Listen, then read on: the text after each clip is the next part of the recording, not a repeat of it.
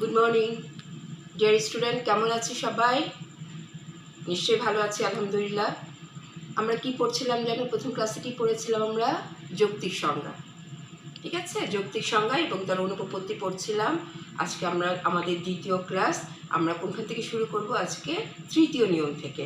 তাহলে আমরা জাস্ট একটু প্রথম নিয়মগুলো একটু স্মরণ করে নিই। প্রথম নিয়মে কি ছিল? কোনো পদের জাতর্থের সুস্পষ্ট বর্ণনাই হচ্ছে যৌক্তিক সংজ্ঞা। আচ্ছা, যৌক্তিক সংজ্ঞার 1 নম্বর নিয়মে হচ্ছে জাতর্থের পুনরুল্লেখ করতে হবে। যদি পুনরুল্লেখ না করি, অর্থাৎ বেশি বা কম জাতর্থ উল্লেখ করি, আমাদের কী হবে? 4টা অনুপপত্তি ঘটবে। আর দ্বিতীয় নিয়মে কি ছিল? যখন কোনো পদের সংজ্ঞা দিব, কোনো দুর্বোধ্য ভাষা এবং রূপক ভাষা ব্যবহার করা যাবে না। যদি আমরা ব্যবহার করি তাহলে একটা হচ্ছে দুর্বোধ্য সংজ্ঞা অনুপপত্তি ঘটবে এবং আরেকটা হচ্ছে রূপক সংজ্ঞাজনিত অনুপপত্তি ঘটবে। আচ্ছা, আজকে আমরা চলে যাব 3rd নাম্বার নিয়মে। ঠিক আছে, 3rd নাম্বার নিয়ম কি বলছে দেখো? যে পদের সংজ্ঞা দিতে হবে সে পদের সমার্থক শব্দ ব্যবহার করা যাবে না। সমার্থক শব্দ কি? সমার্থক শব্দ এবং প্রতিশব্দ আমরা ক্লাস 3 থেকে পড়ে এসেছি, তাই না? মনে আছে? একই শব্দের দুটো অর্থ, যেমন টাকা এবং অর্থ একই কথা। গাছ, বৃক্ষ, মানুষ, মানব সন্তান, এই টাইপের ওয়ার্ডগুলো যখন একই সেন্টেন্সের মধ্যে থাকবে তখনই হবে সমার্থক শব্দ। যেমন এখানে মানুষ হয় মানব সন্তান। আমরা এমনিতেই জানি মানুষ বললেই বুঝবো মানব সন্তান, মানব সন্তান বুঝলে বলবো কি? মানুষ। এখানে শব্দের পুনরুক্তি রয়েছে, তবে পদের পুনরুক্তি নেই। অর্থাৎ এই নিয়ম যদি তুমি লঙ্ঘন করো তাহলে চক্রক সংজ্ঞাজনিত অনুপপত্তি ঘটবে। যেমন গাছ হয় বৃক্ষ, টাকা হয় অর্থ, মানুষ হয় মনুষ্য জাতীয় জীব। এই ধরনের যখন তোমাকে কোনো সেন্টেন্স দিবে পরীক্ষার হলে, হয় তোমাকে সেন্টেন্স দিবে, না হয় বলবে যে চক্রক সংজ্ঞাজনিত অনুপপত্তি বলতে কি বোঝো। তাহলে তুমি কি বলবে? যৌক্তিক সংজ্ঞার 3য় নিয়ম হচ্ছে যখন কোনো পদের সংজ্ঞা দিব তখন সেই পদে কি করব? আমরা কোনো পুনরুক্তি বা সমার্থক শব্দ ব্যবহার করা যাবে না। যদি সমার্থক শব্দ বা সেই শব্দের পুনরুক্তি মানে হচ্ছে পুনরায় আবার উল্লেখ করা, পুনরুক্তি করা হয়, তাহলে চক্রক সংজ্ঞাজনিত অনুপপত্তি ঘটবে। যেমন গাছ হয় বৃক্ষ, টাকা হয় অর্থ, মানুষ হয় মনুষ্য জাতীয় জীব। ক্লিয়ার? 3rd number. 4th নিয়ম, সংজ্ঞায় সর্বদা সদর্থক ভাষা ব্যবহার করতে হবে, কোনো নর্থক ভাষা ব্যবহার করা যাবে না। অর্থাৎ যখন আমরা কোনো পদের সংজ্ঞা দিতে যাব তখন আমরা সবসময় কোন ভাষা ইউজ করব? সদর্থক ভাষা। কখনোই কোনো নর্থক ভাষা ব্যবহার করা যাবে না। যদি আমরা সদর্থক ভাষা ব্যবহার না করে নর্থক ভাষা ব্যবহার করি তাহলে কোন ধরনের অনুপপত্তি ঘটবে? নর্থক সংজ্ঞাজনিত অনুপপত্তি। অর্থাৎ যখন কোনো দেখবে যে সংযোজকের জায়গায় পাপ নয় পুণ্য, এখানে নয় আছে, নর্থক ভাষা, তাহলে ওয়ার্ডগুলো কি? একটা হচ্ছে নয়, আবার হচ্ছে অন্ধকার হয় আলোর অভাব। এখানে যখন অভাব দেখবে, নয় অভাব, মানুষ নয় জড়বস্তু। ঠিক আছে, যখন এই টাইপের কোনো দেখবে, নয়, অভাব, আরও কিছু উদাহরণ আমি তোমাদের বইয়ের পিছনে দেখাবো, সেগুলোই হচ্ছে নর্থক সংজ্ঞাজনিত অনুপপত্তি। তাহলে আমাদের মূল কথা কি হচ্ছে? যৌক্তিক সংজ্ঞায় সবসময় সদর্থক ভাষা ব্যবহার করতে হবে, কখনোই কোনো নর্থক ভাষা ব্যবহার করা যাবে না। যদি আমরা নর্থক ভাষা ব্যবহার করি তাহলে নর্থক সংজ্ঞাজনিত অনুপপত্তি ঘটবে। যেমন পাপ নয় পুণ্য, অন্ধকার হয় আলোর অভাব, মানুষ নয় জড়বস্তু। তাহলে আমরা 3 নাম্বার নিয়মে কি পড়েছিলাম? 3 নাম্বার নিয়মে পড়েছিলাম কখনোই কোনো সমার্থক শব্দ ব্যবহার করা যাবে না যৌক্তিক সংজ্ঞায়। যদি সমার্থক শব্দ বা একই শব্দে পুনরুক্তি করা হয় তাহলে কি হবে? চক্রক সংজ্ঞা অনুপপত্তি। যেমন টাকা হয় অর্থ, মানুষ হয় মনুষ্য জাতীয় জীব, এই ধরনের। এখানে পদের কোনো বিরক্তি হয় না, কিন্তু শব্দের বিরক্তি হয়। অর্থাৎ টাকা, টাকা একটা শব্দ, সেটা কি করছে? অর্থ, আবার পুনরায় উল্লেখ করছে। মানুষ কি হচ্ছে মনুষ্য জাতীয় জীব। ঠিক আছে, তাহলে 3 নাম্বার নিয়মে ছিল চক্রক সংজ্ঞা অনুপপত্তি, মানে একই শব্দের পুনরায় উল্লেখ হলে। আর 4 নাম্বার নিয়ম কি বলছে, সর্বদাই সদর্থক ভাষা ব্যবহার করতে হবে, কখনোই কোনো নর্থক ভাষা ব্যবহার করা যাবে না। যদি নর্থক ভাষা ব্যবহার করি, নর্থক সংজ্ঞাজনিত অনুপপত্তি। কোশ্চেনটা তোমাদের এভাবেও আসতে পারে, নর্থক সংজ্ঞাজনিত অনুপপত্তি বলতে কি বোঝো, অথবা ম্যাক্সিমাম টাইম যেটা আসে তোমাকে কতগুলো উদাহরণ দিয়ে দিবে এই টাইপের। আমি আরও অনেক উদাহরণ দেখিয়ে দিব। এখানে 3টা আপাতত আমরা মুখস্থ করে ফেলি। এই 3টা উদাহরণ যখন নয় থাকবে বা অভাব থাকবে, আরেকটা ওয়ার্ড বলে দিচ্ছি, যখন অসৎ লেখা থাকবে, তাহলে ওগুলো হচ্ছে নর্থক।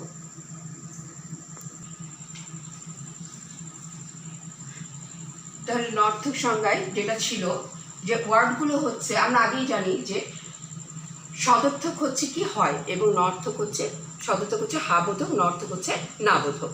যখনই এই ওয়ার্ডগুলো দেখবে পরীক্ষার খাতায় কোশ্চেনে যে নয় আছে, অভাব আছে, অনুপস্থিত আছে, এই ওয়ার্ডগুলো আছে, তুমি তখন বুঝবে যে এটা হচ্ছে নর্থক সংজ্ঞাজনিত অনুপপত্তি ঘটেছে। কেননা যৌক্তিক সংজ্ঞায় কোনো নর্থক শব্দ ব্যবহার করা যাবে না, সবসময় কি শব্দ, সদর্থক। তাহলে চলে যাই এবার পঞ্চম নিয়মে। পঞ্চম নিয়ম হচ্ছে যে পদের সংজ্ঞা দিতে হবে সেই পদের সাথে সংজ্ঞার্থ পদ সহজে রূপান্তরযোগ্য হতে হবে। রূপান্তর মানে কি? রূপান্তর মানে হচ্ছে যাতে চেঞ্জ করা যায়।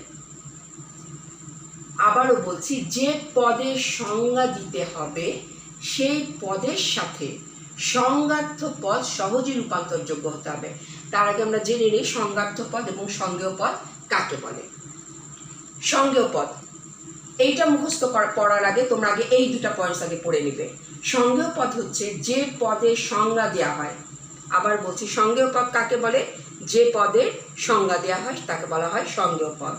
সংজ্ঞার্থ পদ সংজ্ঞা হিসেবে যা বলা হয়, মানে যার দ্বারা আমি সংজ্ঞা, যাকে সংজ্ঞায়িত করছি, যার দ্বারা আমি সংজ্ঞা দিচ্ছি বা ব্যাখ্যা করছি।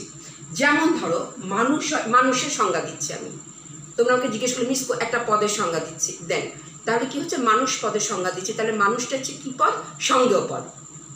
এখন মানুষকে আমি কি দ্বারা সংজ্ঞায়িত করব? একটা কিছু দ্বারা তো সংজ্ঞায়িত করতে হবে, যেমন বুদ্ধিবৃত্তি সম্পন্ন জীব, তাহলে এখানে মানুষটা হচ্ছে সঙ্গেয়, কারণ এটার আমি সংজ্ঞা দিচ্ছি, আর বুদ্ধিবৃত্তি সম্পন্ন জীব হচ্ছে এইটার দ্বারা আমি মানুষকে সংজ্ঞা দিচ্ছি, তাহলে এটা হবে কি, সংজ্ঞার্থ পদ। এই দুটাকে সমান হতে হবে, অর্থাৎ মানুষ ইকুয়াল টু বুদ্ধিবৃত্তি সম্পন্ন জীব। এই দুটা যেন, বুদ্ধিবৃত্তি সম্পন্ন জীব বলতে আমরা যা বুঝি, মানুষ বলতে যেন তাই বুঝি, দুটাই যেন সমান হয়। এটাই বলছে যে পদের সংজ্ঞা দিতে হবে, অর্থাৎ যেমন ধরো মানুষ পদের যে পদের সংজ্ঞা দিতে হবে সেই পদের সাথে, মানে এই পদের সাথে এই পদটা, এই সংজ্ঞার্থ পদটা যেন সহজেই রূপান্তরযোগ্য হয়। এবার বুঝতে পেরেছি আমরা? মানুষ হয় বুদ্ধিবৃত্তি সম্পন্ন জীব, এখানে মানুষটাকে সঙ্গেয় পদ। সঙ্গেয় পদ কি, যে পদের সংজ্ঞা দেওয়া হচ্ছে, ঠিক আছে। আর সংজ্ঞার্থ পদ কি, যার দ্বারা আমি দিচ্ছি, কার দ্বারা দিচ্ছি, বুদ্ধিবৃত্তি সম্পন্ন জীব দ্বারা। তাহলে এই দুটাকে কি করা যাবে, কারণ কি করতে পারি আমরা, রূপান্তর করতে পারি।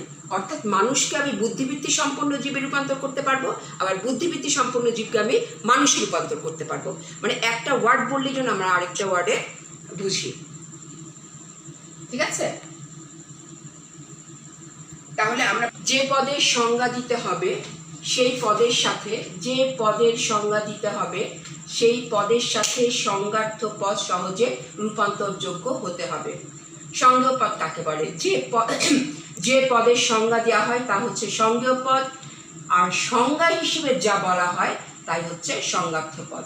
যেমন মানুষ হয় বুদ্ধিবৃত্তি সম্পন্ন জীব, জাস্ট তুমি এটার নিচে লিখে দিলে। যদি এই দুটা নাও লিখতে পারো, সময় না পাও, এই উদাহরণ দিয়ে অবশ্যই সংজ্ঞা লিখে, নিয়মটা লিখে উদাহরণ তোমাকে লিখতেই হবে। বইয়ের পৃষ্ঠা নাম্বার হচ্ছে তোমাদের বিষ্ণুপদ সরকার, বইয়ের পৃষ্ঠা হচ্ছে 8 এবং 6, 7, 8। এখন এই পঞ্চম নিয়ম যদি আমরা লঙ্ঘন করি তাহলে 2 ধরনের অনুপপত্তি ঘটবে, একটা হচ্ছে অব্যাপক, আরেকটা হচ্ছে অতিব্যাপক। আচ্ছা, পঞ্চম নিয়মে দুটো অনুপপত্তি আছে, একটা হচ্ছে অতি ব্যাপক আর একটা হচ্ছে অব্যাপক। নিয়মটা কি ছিল? সঙ্গেয় ইকুয়াল টু সংজ্ঞার্থক, দুটো সমান হতে হবে। যদি দুটো সমান না হয়, অর্থাৎ যখন পদের সংজ্ঞায় পূর্ণ ব্যক্তার্থের স্থলে আংশিক ব্যক্তার্থ উল্লেখিত হয়। আমরা জানি ব্যক্তার্থ মানে পরিমাণ, অর্থাৎ তুমি যখন কোনো পদের সংজ্ঞা দিতে যাবে, তুমি সম্পূর্ণ ব্যক্তার্থ উল্লেখ না করে আংশিক ব্যক্তার্থ উল্লেখ করবে, তখন অতি ব্যাপক সংজ্ঞাজনিত অনুপপত্তি ঘটবে। সকল মানুষ হয় জীব, এটা একদমই ঠিক কথা, সকল মানুষ হয় জীব, কিন্তু মানুষ কি শুধু জীব না, মানুষ হচ্ছে বুদ্ধিবৃত্তি সম্পন্ন জীব বা প্রাণী। তাহলে এখানে কি ব্যক্তার্থ সব ঠিক হয়েছে? তোমরা বুঝতে পারছো এখানে সম্পূর্ণ ব্যক্তার্থ দেয়া নেই। এটা কি হয়ে গেছে? মানুষ হচ্ছে বুদ্ধিবৃত্তি সম্পন্ন জীব, এখানে ব্যক্তার্থটা কি হয়েছে? যদি আমি বুদ্ধিবৃত্তি দেখি, এখানে দেখো, যদি আমি বুদ্ধিবৃত্তি লিখি, এই যে মানুষ জীব ঠিক আছে, কিন্তু জীব বলতে আমরা কি বুঝি? মানুষের সাথে আরো কি কি আছে? অন্যান্য প্রাণী আছে না, হাতি, ঘোড়া, গরু, ছাগল, সবকিছু তো জীবের মধ্যে পড়ে। তা আর যদি শুধু বুদ্ধিবৃত্তি বলি, তাহলে শুধু পড়ে মানুষ। তাহলে কোনটার ব্যক্তার্থ বেশি? এখানে আমরা জানি এখানে মানুষটা হচ্ছে কি সংজ্ঞেয় পদ, এখানে আমি এখানে লিখে দিলাম সংজ্ঞেয়। এখানে মানুষটা হচ্ছে সংজ্ঞেয় পদ আর জীবটা হচ্ছে কি সংজ্ঞার্থ পদ। সংজ্ঞার্থ পদ। এখন তোমরাই দেখো, আমাদের কি বলা হয়েছিল? সংজ্ঞেয় ইকুয়াল টু সংজ্ঞার্থ, সংজ্ঞেয় ইকুয়াল টু সংজ্ঞার্থ। এখন তোমরাই দেখো, এই মানুষ ইকুয়াল টু জীব দুটো কি সমান? না, জীবের তুলনায় মানুষটা হচ্ছে ছোট। কেননা জীব বলতে আমরা মানুষ ছাড়া অন্যান্য প্রাণীকে বুঝি, আমরা ফার্স্ট ইয়ারে থার্ড চ্যাপ্টার না পড়েছি, তাই না? তাহলে এখানে জীবটা হচ্ছে বড় আর মানুষটা হচ্ছে কি ছোট। কিসের দিক থেকে? ব্যক্তার্থিক দিক থেকে। তাহলে সঙ্গে এবং সংজ্ঞার্থ সমান হলো না, একটা বড় একটা ছোট। যখনই দেখবে যে ব্যক্তার্থটা বেশি, ওই দিন আমি বলেছি অতি ব্যাপক সংজ্ঞাজনিত অনুপপত্তি ঘটবে। অর্থাৎ যখন আমরা দেখবো একটার তুলনায় সংজ্ঞেয় পদের তুলনায় সংজ্ঞার্থ পদের ব্যক্তার্থ বেশি, তখন কি হবে? অতি ব্যাপক সংজ্ঞাজনিত অনুপপত্তি। ঠিক এভাবে তোমাকে পরীক্ষার খাতায় এই সেন্টেন্সটা দিয়ে দিবে, সকল মানুষ হয় জীব, এটাকে যৌক্তিক সংজ্ঞা ব্যাখ্যা করো। তখন তুমি বলবে এখানে যৌক্তিক সংজ্ঞার পঞ্চম নিয়ম লঙ্ঘন করা হয়েছে। কেননা পঞ্চম নিয়মে বলা আছে যে পদের সংজ্ঞা দেয়া হবে সেই পদটা যেন যার দ্বারা দেয়া হবে অর্থাৎ সংজ্ঞার্থ পদের সমান হয়, অর্থাৎ সংজ্ঞেয় পদ ইকুয়াল টু সংজ্ঞার্থ পদ। যখন সংজ্ঞেয় পদ এবং সংজ্ঞার্থ পদ সমান হবে না, অর্থাৎ তুমি যদি সংজ্ঞেয় সংজ্ঞার্থ ভুলে যাও, তুমি জাস্ট এটুকু বলতে পারো একটার তুলনায় আরেকটা বেশি হয় বা ব্যক্তার্থ যখন বেড়ে যায়, তখন সেখানে অতি ব্যাপক সংজ্ঞাজনিত অনুপপত্তি ঘটে। অর্থাৎ যখন পদের সংজ্ঞা দিতে গিয়ে পূর্ণ ব্যক্তার্থের স্থলে আংশিক ব্যক্তার্থ, এখানে আংশিক ব্যক্তার্থ উল্লেখিত হয়, হ্যাঁ, তাহলে অতি ব্যাপক সংজ্ঞাজনিত অনুপপত্তি ঘটে। আচ্ছা, যেমন মানুষ হয় জীব, তোমরা পেজ নাম্বার 8-এ দেখবে সংজ্ঞেয় পদ মানুষ পদের ব্যক্তার্থ হলো সকল মানুষ, সংজ্ঞার্থ পদ জীব পদের ব্যক্তার্থ হলো মানুষ এবং অন্যান্য জীব। এখানে তুমি লিখলে মানুষ প্লাস অন্যান্য জীব। মানুষ পদকে জীব বলে সংজ্ঞায়িত করলে মানুষ পদের ব্যক্তার্থ অনেক গুণ বৃদ্ধি পায়, ফলে এখানে অতি ব্যাপক সংজ্ঞাজনিত অনুপপত্তি ঘটে। তুমি 8 নম্বর পেজে তুমি ক নম্বর এটা দেখতে পাবে, 8 নম্বর পেজের পৃষ্ঠা আর ক, এটা হচ্ছে ক। এখন আমরা চলে যাব অতি ব্যাপক সংজ্ঞাজনিত অনুপপত্তি, অব্যাপক সংজ্ঞাজনিত অনুপপত্তি। অব্যাপক, আচ্ছা অব্যাপকে চলে যাই, আমরা অব্যাপকে চলে যাই। প্রথম অনুপপত্তিটা কি ছিল? অতি ব্যাপক, আর এটা হচ্ছে দ্বিতীয় অনুপপত্তি 5 নম্বরে। কোন পদের সংজ্ঞায় সঙ্গেয় পদের পূর্ণ ব্যক্তার্থের অতিরিক্ত গুণ উল্লেখ করা হলে সংজ্ঞার্থ পদের ব্যক্তার্থ সঙ্গেয় পদের ব্যক্তার্থ অপেক্ষা কম হয় এবং অব্যাপক সংজ্ঞাজনিত অনুপপত্তি ঘটে। যেমন মানুষটা হচ্ছে কি সঙ্গেয় পদ, এখানে আমি লিখলাম এটা হচ্ছে সঙ্গেয়, এটা হচ্ছে সঙ্গেয়, আর বুদ্ধিবৃত্তি সম্পূর্ণ জীবটা হচ্ছে কি সংজ্ঞার্থ। এবার দেখো, কোন পদের সংজ্ঞায় সঙ্গেয় পদের পূর্ণ ব্যক্তার্থের, অর্থাৎ এখানে মানুষটা তো সঙ্গেয়, এই সঙ্গেয় পদের সম্পূর্ণ ব্যক্তার্থের অতিরিক্ত একটা গুণ, অতিরিক্ত গুণ উল্লেখ যদি তুমি করো তখন এই পদের ব্যক্তার্থটা কি হয়ে যায়, কম হয়ে যায়। যখনই তুমি দেখবে ব্যক্তার্থ কম, এক কথা আমি সহজ ভাষায় বলে যাই, যখনই সঙ্গেয় পদের ব্যক্তার্থ কম হয়, কখন, যখন তুমি পদের সংজ্ঞা দিতে যাবা, কথাটা এইভাবে সহজ করে লিখো, যখন কোনো পদের সংজ্ঞা দিতে গেলে সঙ্গেয় পদের ব্যক্তার্থ কম হয় তখন অব্যাপক সংজ্ঞাজনিত অনুপপত্তি ঘটে। অর্থাৎ সঙ্গেয় পদের ব্যক্তার্থ যদি কম হয় অব্যাপক, জাস্ট ব্রেনে ফেলে দাও, ব্যক্তার্থ কম অব্যাপক, ব্যক্তার্থ বেশি অতিব্যাপক। কখন ব্যক্তার্থ কম হবে? তোমাকে যখন পরীক্ষার খাতায় কোশ্চেন দিবে মানুষ হয় বুদ্ধিবৃত্তি সম্পন্ন সভ্য জীব, এখন মানুষকে তুমি দুটাকে ভাগ করো, সভ্যতা নীতির ভিত্তিতে একটা হচ্ছে সভ্য আরেকটা হচ্ছে অসভ্য, ইকুয়াল টু সব মানুষ। তাহলে সব মানুষকে যদি তুমি ভাগ করো, একটা হচ্ছে সভ্য মানুষ আরেকটা হচ্ছে অসভ্য মানুষ, অটোমেটিকলি কি একটা ব্যক্তার্থ একটু কমে যাচ্ছে না?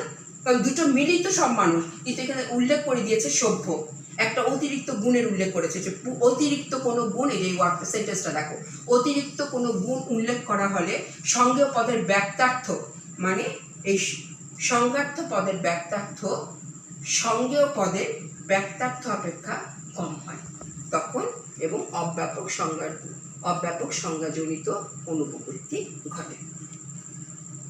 যখন এই পদের ব্যক্তার্থটা কম হবে তখন তোমার হবে অব্যাপক, যখন এই পদের ব্যক্তার্থটা বেশি হবে তখন কি হবে, অতিব্যাপক।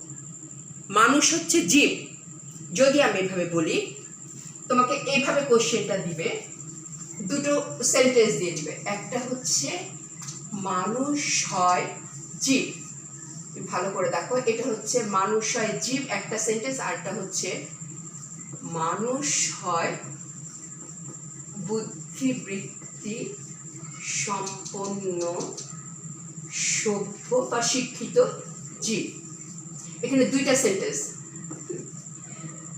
এখন কোশ্চেন করা হলো, তোমার পাঠ্যপুস্তকের আলোকে আলোচনা করো, তুমি দেখলে এখানে কি মানুষ হয় জীব, তোমাকে আগেই শিখিয়ে দিয়েছে, যৌক্তিক সংজ্ঞার মূল উদাহরণ হচ্ছে মানুষ হয় বুদ্ধিবৃত্তি সম্পূর্ণ জীব, এটা হচ্ছে মূল উদাহরণ, এটা হচ্ছে যৌক্তিক সংজ্ঞা, কেননা পূর্ণ জাতর্থ আছে, মানুষের জাতর্থ কি, একটা হচ্ছে জৈববৃত্তি, একটা হচ্ছে জৈববৃত্তি প্লাস বুদ্ধিবৃত্তি। এই যে জৈববৃত্তি আর বুদ্ধিবৃত্তি, এখানে কি বুদ্ধিবৃত্তি আছে? নেই, এখানে আছে কি জীব। যখন মানুষকে জীব বলা হয় তখন কি ব্যক্তার্থটা অটোমেটিকলি বেড়ে যায় না? একটা হচ্ছে মানুষ প্লাস কি হচ্ছে, কেন বেড়ে যাচ্ছে, অন্যান্য প্রাণী, এখানে জীব বললে আমরা মানুষের সাথে অন্যান্য প্রাণী যোগ করি, তাহলে কি ব্যক্তার্থ বেড়ে যাচ্ছে না? তাহলে এটা হবে অতিব্যাপক সংজ্ঞাজনিত অনুপপত্তি। এই কোশ্চেনটা যদি দেয় তখন তুমি বলবে এটা যৌক্তিক সংজ্ঞা না, এটা যৌক্তিক সংজ্ঞার পঞ্চম নিয়ম লঙ্ঘন করা হয়েছে, এটা হচ্ছে অতিব্যাপক সংজ্ঞাজনিত অনুপপত্তি। আর যখন এই সেন্টেন্সটা দিবে মানুষ হয় বুদ্ধিবৃত্তি সম্পন্ন সভ্য জীব, তখন তুমি বলবে এখানে যৌক্তিক সংজ্ঞার উদাহরণ হচ্ছে মানুষ হয় বুদ্ধিবৃত্তি সম্পন্ন জীব, এইখানে সভ্য অতিরিক্ত গুণ, যখন অতিরিক্ত সভ্যতা গুণ উল্লেখ করা হচ্ছে তাহলে সভ্যতা নীতির ভিত্তিতে যদি আমরা ভাগ করি মানুষকে, একটা হচ্ছে সভ্য মানুষ আরেকটা হচ্ছে অসভ্য মানুষ, তাহলে কি হচ্ছে, অটোমেটিকলি একটা অংশ এখানে আছে আরেকটা অংশ নেই, তাহলে কি ব্যক্তার্থ কম না, মানে পরিমাণটা তো কম মানুষের, তাহলে এটা হবে অব্যাপক সংজ্ঞাজনিত অনুপপত্তি। এটা বোঝার পরে তুমি এই লাইনটা মুখস্থ করবে যে কোনো পদের সংজ্ঞায় সঙ্গেয় পদের পূর্ণ ব্যক্তার্থের অতিরিক্ত কোনো গুণ যখন উল্লেখ করা হয় তখন ব্যক্তার্থটা কি হয়, কমে যায়। তখন কি হয়, ব্যক্তার্থ কমে যায়। এক কথায় লিখবে, যদি অতিরিক্ত কোনো গুণ উল্লেখ করা হয় মূল গুণের চেয়ে, তাহলে ব্যক্তার্থ কমে যায়। এই উদাহরণটা দিবে, মানুষ হয় বুদ্ধিবৃত্তি সম্পন্ন সভ্য জীব। সুতরাং এখানে অব্যাপক সংজ্ঞাজনিত অনুপপত্তি ঘটেছে। এবার শেষ করি। তাহলে আমরা কি দেখতে পাচ্ছি এখানে, যৌক্তিক সংজ্ঞাটা কি হতে হবে, সহজ সরল এবং কোনোভাবেই সংজ্ঞায় উপলক্ষণ, অবান্তর লক্ষণ, বিচ্ছেদ্য অবান্তর লক্ষণ, রূপক শব্দ, দুর্বোধ্য শব্দ ও সমার্থক শব্দ ব্যবহার করা যাবে না। এইগুলোর ব্যবহার করলে পদের সঠিক অর্থ ও প্রকৃত অর্থ পাওয়া যায় না। তাই সংজ্ঞা প্রদানের সময় সবসময় উল্লেখিত নিয়মগুলো অনুসরণ করতে হবে। তাহলে আমরা প্রথম থেকে একবার একটু স্মরণ করে নিই, আমরা কি পড়েছিলাম। যৌক্তিক সংজ্ঞা কি, কোনো পদের পূর্ণ জাতর্থের বিশ্লেষণ বা বিবৃতি। এবং আমরা যদি যৌক্তিক সংজ্ঞার 5টা নিয়ম আছে, এই 5টা রুলস যদি আমরা ফলো না করি তাহলে আমাদের অনুপপত্তি ঘটবে। প্রথম নিয়মে কি বলা আছে, পূর্ণ জাতর্থের কম বা বেশি উল্লেখ করা যাবে না। যদি কম বা বেশি উল্লেখ করি 4টা অনুপপত্তি ঘটবে। ক হচ্ছে বাহুল্য সংজ্ঞা অনুপপত্তি, অর্থাৎ এখানে যদি অতিরিক্ত কোনো গুণের উল্লেখ করা হয় এবং অতিরিক্ত গুণটা যদি উপলক্ষণ হয় তাহলে বাহুল্য সংজ্ঞা। উদাহরণটা তোমরা পেজ নাম্বার 6 আছে, দেখে নিবে গত ক্লাসে। তারপরে হচ্ছে অবান্তর। অবান্তর কখন হবে, অতিরিক্ত গুণটা যদি অবান্তর লক্ষণ হয়, যেমন বিপদ প্রাণী, এটা হচ্ছে অবান্তর লক্ষণ। তাহলে অবান্তর লক্ষণ জনিত সংজ্ঞা অনুপপত্তি ঘটবে। এখানেও আরেকটা জিনিস তোমরা খেয়াল করবে, 1 নম্বর নিয়মে অব্যাপক অতিব্যাপক আছে, 5 নম্বর নিয়মে অব্যাপক অতিব্যাপক আছে। বাই চান্স যদি তোমরা পরীক্ষার হলে, উদাহরণ কিন্তু একই, যখন দিবে সকল মানুষ হয় জীব, সেটা হবে অতিব্যাপক। যখন দিবে এই যেভাবে সকল মানুষ হয় জীব, এটা হবে অতিব্যাপক। সকল মানুষ হয় বুদ্ধিবৃত্তি সম্পন্ন সভ্য জীব, এটা হবে অব্যাপক। কিন্তু তুমি যদি 1 আর 5 কথাটা লিখতে ভুলে যাও, বা তোমার যদি মনে হয় এটা 1-এ লিখবো না 5-এ লিখবো, 1ও লেখার দরকার নেই, 5ও লেখার দরকার নেই। তুমি জাস্ট বলবে যৌক্তিক সংজ্ঞার মূল কথা হচ্ছে পূর্ণ জাতর্থ উল্লেখ করা। যদি আমরা জাতর্থ কম উল্লেখ করি, অর্থাৎ এখানে জাতর্থ কম উল্লেখ মানেই হচ্ছে ব্যক্তার্থ বেশি উল্লেখ করা। জাস্ট উদাহরণটা তুমি মুখস্থ করে ফেলবে, মানুষ হয় জীব, এখানে তুমি দেখতেই পাচ্ছ বলে বুদ্ধিবৃত্তি লেখা নেই, তাহলে বুদ্ধিবৃত্তি না লেখা মানে জাতর্থ কম লেখা, আর শুধু জীব লেখা মানেই হচ্ছে ব্যক্তার্থ বেশি লেখা। তো এটা যেই ওয়ার্ডটাই তোমার বেশি ভালো লাগে সেটাই লিখবে। যে ব্যক্তার্থ যদি বেশি লিখি তাহলে হচ্ছে অতিব্যাপক। মনে রেখে, অতিব্যাপক মানে বেশি, কি বেশি, ব্যক্তার্থ বেশি। আর অব্যাপক কখন হচ্ছে, মানুষ হয় বুদ্ধিবৃত্তি সম্পন্ন সভ্য জীব, এখানে দেখো সভ্য লিখেছ, ব্যক্তার্থ কম। ঠিক আছে, ব্যক্তার্থ কম কিন্তু জাতর্থ বেশি, কারণ সভ্যতা আরেকটু গুণ, জৈব বৃত্তি একটা গুণ, বুদ্ধিবৃত্তি একটা গুণ, সভ্যতা একটা গুণ, জাতর্থ বেশি। তুমি জাতর্থ কথা না লিখে ব্যক্তার্থটা তুমি কম লেখো, তাহলে হয়ে গেল অব্যাপক। এটা 1-এও আছে, 5-এও আছে, মনে রাখবে। জাস্ট তুমি উদাহরণ দুটো খেয়াল করবে। ঠিক আছে, 2 নম্বর নিয়মে চলে যাই। 2 নম্বর নিয়মে বলা হচ্ছে যে যখন তুমি পদের সংজ্ঞা দিবে, অর্থাৎ পদটাকে সংজ্ঞার থেকে স্পষ্ট হতে হবে। অর্থাৎ তোমার যে পদের সংজ্ঞা দিচ্ছ সেই পদটা অপেক্ষা সংজ্ঞাটা যেন আরো ক্লিয়ার হয়, স্পষ্ট হয়। এটা যদি না হয় তাহলে 2 ধরনের অনুপপত্তি ঘটবে, একটা রূপক সংজ্ঞাজনিত অনুপপত্তি, আর একটা হচ্ছে দুর্বোধ্য সংজ্ঞাজনিত অনুপপত্তি। অর্থাৎ সংজ্ঞার ক্ষেত্রে কোনো রূপক ভাষা ব্যবহার করা যাবে না, কোনো দুর্বোধ্য ভাষা ব্যবহার করা যাবে না। 3 নম্বর নিয়ম, সংজ্ঞায় কোনো পদের প্রতিশব্দ বা সমার্থক শব্দ ব্যবহার করা যাবে না। যেমন টাকা হয় বৃক্ষ, মানুষ হয় মনুষ্য জাতীয় জীব, মানুষ হয় মানব সন্তান, অথবা